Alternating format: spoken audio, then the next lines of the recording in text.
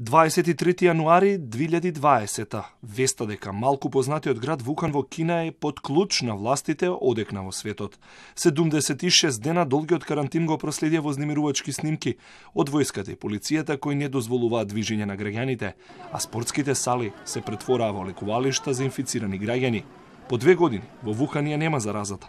Граѓаните шетаат слободно, а во градот се вратија спортските, културните и јавните манифестации.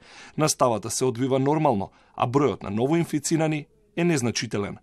Но зад привидот на нормалниот ток на животот се уште се трага по одговори.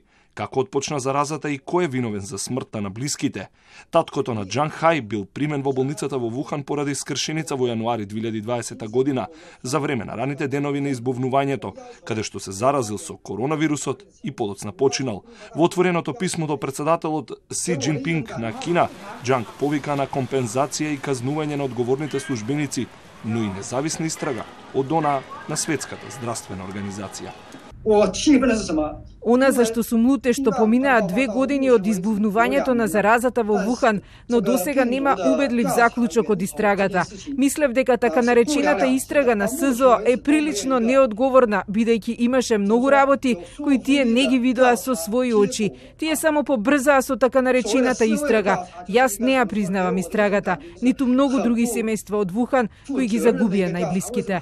Џанг вели дека оние кои сакаат да ги повикаат властите на одговорност се соочуваат со малтретирање, бидејќи во Кина е многу тешко да зборувате. Храбриот кинез го посочи и примерот со лекарот Вен Лијанг, кој прв во светот алармираше за вирусот. Беше замолчан заради ширење лажни вести, за накрај да почине и самиот од заразата.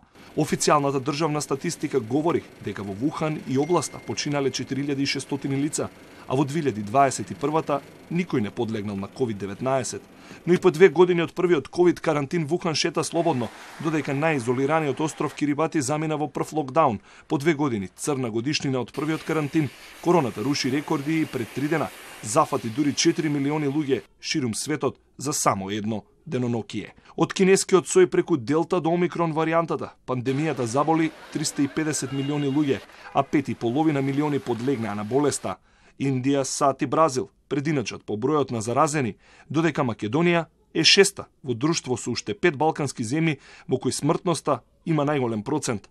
Додека се кројат верзии кога и како ќе дојде крајот на пандемијата, Светската здравствена организација уверува дека Омикрон не е последниот сој кој напаѓа, со очекување, но и предупредување дека болниците се уште се под удар на пандемијата, а граѓаните со кревко здравје и понатака се во ризик од вирусот, за кој се верува дека се појави на пазар во Вухан, под сомнеж дека е пренесен од лилјак на човек.